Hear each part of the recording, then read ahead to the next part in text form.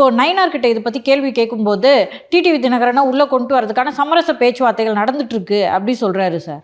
திரு நயினார் அவர்களின் நம்பிக்கை வரவேற்கத்தக்கது. ஆனால் அந்த நம்பிக்கை உண்மையாகுமா என்பதற்கு எந்த விதமான உத்தரவாதமும் கிடையாது. விஜய் அவர்கள் தனது பிரச்சாரத்தை திருச்சியிலிருந்து தொடங்க இருக்கிறார். முதல் கட்டமாக திரு விஜய் அவர்கள் திருச்சி, பெரம்பலூர், அரியலூர் ஆகிய 3 மாவட்டங்களில் பிரச்சாரம் செய்ய இருக்கிறார். அது காவல்துறையில் அனுமதி கேட்டுலாம் அவங்க போயிருப்பாங்கன்றதை நீங்கள் பார்த்துருப்பீங்க. திருச்சி, பெரம்பலூர், அரியலூர் மாவட்டங்களை முடித்துவிட்டு தமிழகத்தின் அனைத்து வருவாய் மாவட்டங்களுக்கும் திரு விஜய் அவர்கள் செல்ல இருக்கிறார். சரிங்களா? அண்டு கடைசி கட்டமாக செங்கல்பட்டு, காஞ்சிபுரம் மற்றும் சென்னை மாவட்டத்தில் திரு விஜய் அவர்களுடைய பிரச்சாரம் முடியும். சென்னையில் கடைசி பிரச்சாரம் இருக்கும். அந்த கடைசி பிரச்சாரம் டிசம்பர் மாதத்தில் இருக்கும். ஸோ இப்போது நம்ம செப்டம்பரில் இருக்கோம். September, October, November, December end வரைக்கும் இந்த 4 மாதங்கள் அடுத்தடுத்து முழு ஷெட்யூல் இன்னும் இறுதி செய்யப்படலை. ரைட்டுங்களா?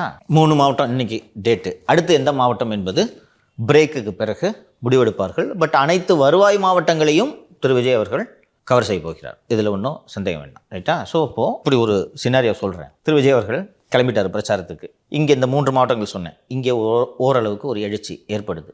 கொஞ்சம் கொஞ்சமாக எல்லா மாவட்டத்தையும் அப்படி கவர் பண்ணிக்கிட்டே போகிறார். நல்ல எழுச்சி ஏற்படுகிறது. பன்னீர்செல்வம், தினகரன், செங்கோட்டையன், சசிகலா, நாம் பேசாமல் இவர் தான் சேர்க்கவே மாட்டேங்கிறாரு, யாருக்கும் இடமில்லை என்று சொல்லிவிட்டார். நாம் போய் அங்கே சேருவோன்னு போய் சேர்றதுக்கு வாய்ப்பு இருக்கா இல்லையா? பொருளாதாரம் பற்றி நான் ஏற்கனவே சொன்னேன். யார் ஃபண்டு பண்ணுவாங்க. சரி, விஜய் உங்களை சேர்த்துக்கணுமா சேர்த்துக்கணுமா? நான் விஜய் இருந்தால் சேர்த்துப்பேன். நானும் சேர்த்துக்கு தான் சார். சரி, ஏன் சேர்த்துக்கணும் சார்? அவங்க வந்தால் நிறையா தொகுதிகளில் எனக்கு கைப்பற்ற கூட எனக்கு வாய்ப்பு இருக்குது சார். கரெக்ட். அப்போ விஜய் ஏன் வேண்டான்னு சொல்ல போகிறாரு? ரைட்டா? சேர்த்துக்குவார். இன்னொன்று சார், சசிகலா அவர்களுக்கு வந்து அரசியல் வந்து ஆளுமை திறன் இருக்கு. அவங்க அறிவு கொடுத்தாங்கன்னா வெற்றி முதலமைச்சர் பதவியே பிடிக்கலாம். இன்னொரு கட்சியை விட்டுட்டோம் பாஸ். அன்புமணி பாமக சேர வாய்ப்பு இருக்கா? வட தமிழகத்துக்கு உதவுமா தேமுதிக? இப்போ இவங்க எல்லாரையும் திமுக அங்கே அனுப்பிச்சி வைக்குதுன்னு வைங்களேன். அனுப்பிச்சு வைக்கிறதுக்கான வேலையை திமுக செஞ்சுக்கிட்டு இருக்கு மாலதி. எல்லாரும் சேர்ந்து விஜய் ஜெயிச்சிடணும் சார். திமுகவுக்கு எப்படி இருக்கும்? படத்தையும் கொடுத்து எல்லா ஆளுங்களையும் அனுப்பிச்சு இவ்வளோ ஈஸியாக அவங்க நம்ம தோற்று போயிட்டோமே. அது மக்கள் தான் கடைசியாக முடிவு பண்ணுவாங்க. எது வேணாலும் நடக்கும் அரசியலில். புரிஞ்சுக்குங்க நீங்கள். ஸோ நீங்கள் 2 பேரும் ரொம்ப கரெக்டாகவே அசஸ் பண்ணியிருக்கீங்க. ஏன் வேணான்னு சொல்லணும் விஜய்? இன்னொன்று, முதல் மாநாட்டிலேயே அதிகாரத்திலே பங்கு தர்றேன்ட்டாரு. எந்த கட்சியும் சொல்லாத அவர் சொல்கிறாரு. டிடிவி தினகரனுக்கு துணை முதல்வராக உட்கார ஆசை இருக்காதா? குறைஞ்சது ஒரு அமைச்சராகிற ஆசை இருக்காதா? திரு பன்னீருக்கு மீண்டும் நிதி அமைச்சராகும் ஆசை இருக்காதா?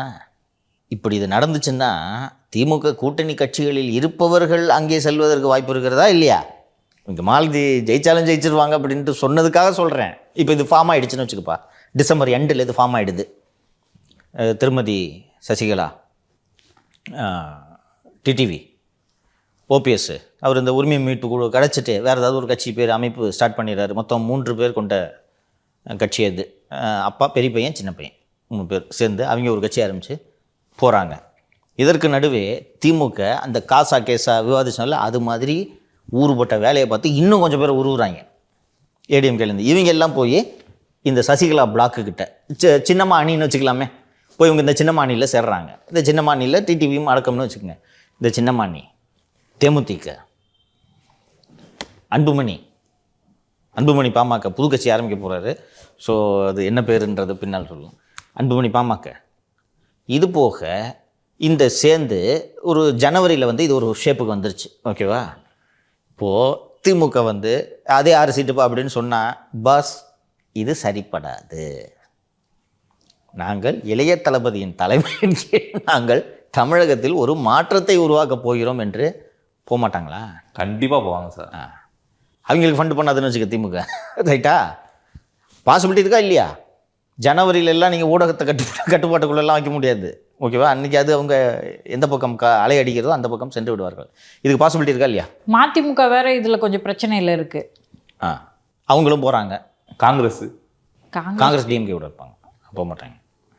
அதுதான் மெர்ஜ் பண்ணிட்டாங்க கட்சி. அது தனி கட்சியெலாம் கிடையாது. வாலி பெருந்தகையின் தலைமையில் ஸ்டாலின் கரத்தை வலுப்படுத்தும் வேலையை விட்டு அவர்கள் அகலமாட்டார்கள். முதல்வரின் குரலாகலாம் மாறிட்டார். ஆமாம், மாறிட்டார். இது நடக்கிறதுக்கு பாசிபிலிட்டி இருக்கா இல்லையா சொல்லுங்கள்? 100% இருக்குது சார். நம்ம ஒரு பொலிட்டிக்கல் அப்சர்வர்ஸ்ன்ற முறையில் எல்லா பெர்முட்டேஷன் காம்பினேஷனையும் நம்ம ஒர்க் அவுட் பண்ணி மக்கள் மன்றத்தில் வைக்கிறோம். இது எல்லாத்துக்குமே சாத்தியம் இருக்குது. நான் நடக்காதுன்றதை நான் சொல்லலையே. திமுகவும் அதிமுகவும் கூட்டணி வைக்கிறதுனா தான் நடக்காது. அது கரெக்டா? மீதி எல்லாமே நடக்கும். கரெக்டுங்களா? காங்கிரஸும் பிஜேபியும் கூட்டணி வைக்கிறதுனா தான் நடக்காது. ஆனால் அந்த கட்சியில் இருக்கவங்க தனித்தனியாக ரகசிய கூட்டணி வச்சுருப்பாங்க. அது வேற. கட்சியாக கூட்டணி அமையாது. டிடிவி தினகரன்ட்ட கேட்குறாங்க, நீங்கள் திமுகவுக்கு போவீங்களா அப்படின்னு சொல்லிட்டு. அரசியலில் எது வேணாலும் நடக்கலாம்னு ஓபிஎஸ் சொன்னார்ல, அதுதான் அப்படின்றாரு. போதுமா? அப்போ தாவிகா கூட போக மாட்டாரா என்ன? போதுமா? He's right. சர்வைவல்மா. மூப்பனா நிகழ்ச்சியில் எங்களுக்கு மேடைக்கு கூட நீங்கள் கூப்பிட மாட்டேன். உன்னை காலி பண்ணிட்டு தான் நான் போய் திமுகவில் சேர்றேன். இன்னொன்றுங்க சார், நான் நினச்சேன் திரு விஜய் வந்து மக்களை போய் பார்க்க மாட்டாருன்னு நினச்சேன். ஏன்னா அவருக்கு இருக்க சிரமம் நம்மளுக்கு தெரியும்.